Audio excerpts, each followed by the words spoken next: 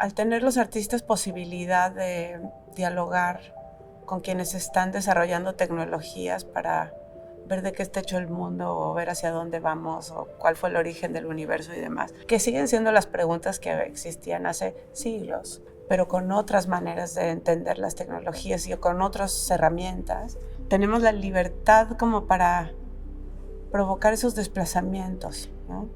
Desplazamientos que no nada más tienen que ver con el rigor de utilizar la ciencia para algo práctico, sino también utilizar la ciencia para especular con un futuro que tal vez podamos crear juntos, ¿no? Soy Tania Candiani, soy una artista mexicana. Mi trabajo tiene muchas líneas de investigación, parte de investigaciones de largo aliento y de mucho trabajo de colaboración. Es una especie de tejido entre gente, sabidurías, conocimientos y un montón de curiosidad. Todo ha sido una especie de evolución muy orgánica, bastante empírica. Yo empecé con las letras y a partir de ahí, desde la literatura, fui ampliando horizontes, perspectivas y empecé trabajando con sonido sin darme cuenta casi.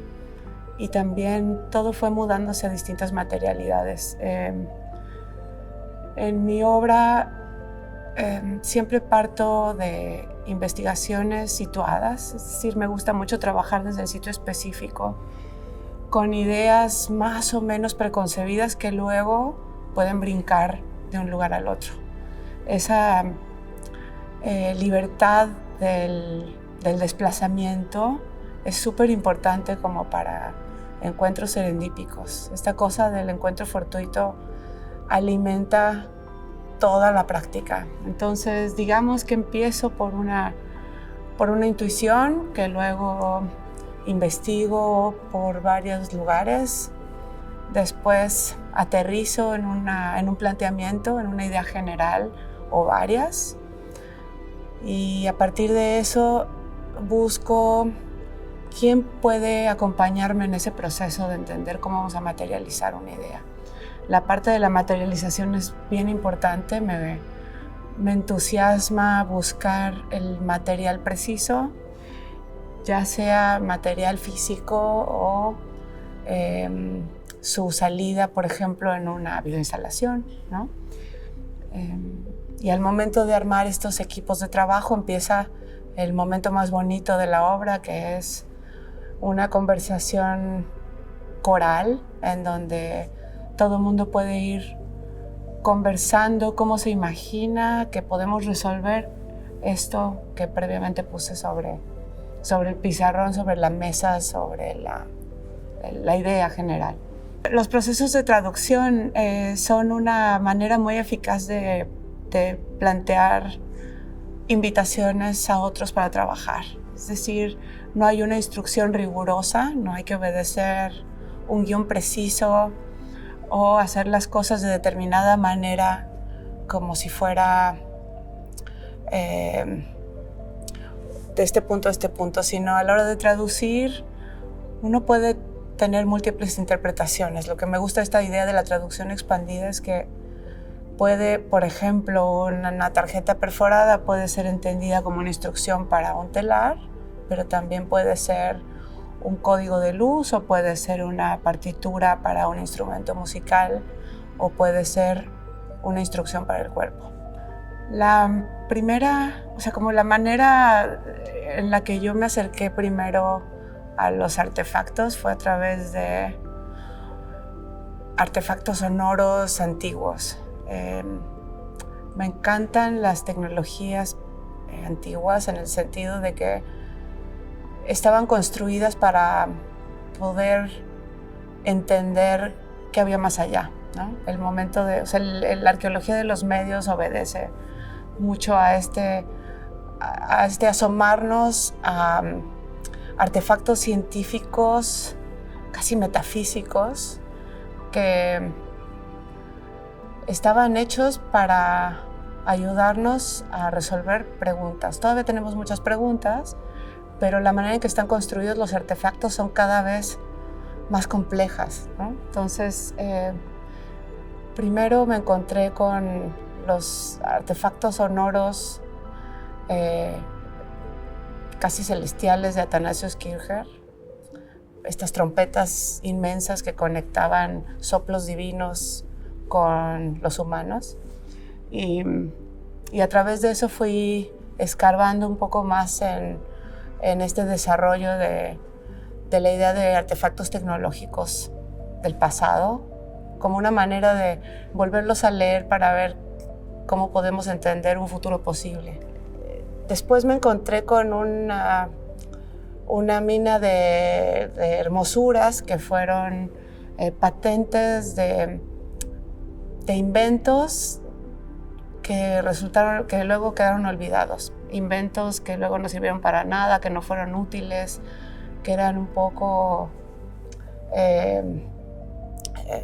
que partían de la idea de la invención per se. Por ejemplo, artefactos para volar, inventos para replicar la voz humana. Entonces hubo un montón de años en mi práctica que se dedicaron a buscar, digamos que en los cajones, estos inventos que todo el mundo olvidó, y los volví a poner en funcionamiento junto con ingenieros, tejedores, constructores y demás. Después eso dio paso a un vínculo adicional que fue entender la tecnología no nada más desde lo occidental, sino tecnologías que tienen que ver con conocimientos ancestrales. Por ejemplo, el color, ¿no? Cómo se hacen los colores desde una planta, ¿no? Las cosas que una planta puede decir si es tejida o si es lavada y da un color. Eso me llevó a vincular distintas maneras de entender la ciencia y lo científico y el aparato tecnológico como una interfaz para habilitar a nosotros los humanos en unas posibilidades de ampliar los sentidos. Es como hacia donde está mi búsqueda ahora, es cómo poder entretejer o vincular ideas tecnológicas tanto del pasado como de distintas culturas, como de tecnologías de punta, para poder ampliar maneras de nuestro entendimiento, ¿no? Y nuestros sentidos. Es que esto es un playground, o sea, es como el proyecto perfecto, la invitación más hermosa, porque no es solamente, mira, esto es lo que hay, escoge uno, sino básicamente la invitación es ven y trabaja de la manera en que te encanta trabajar, ¿no? Pero sí me entusiasma mucho pensar en cómo las ideas que en la ciencia tienen una línea muy clara, es decir, en los procesos científicos hay un marco y una especialización que tiene que ser muy rigurosa, ¿no? Que luego se expande, pero dentro de su meticulosidad y dentro de sus marcos muy definidos.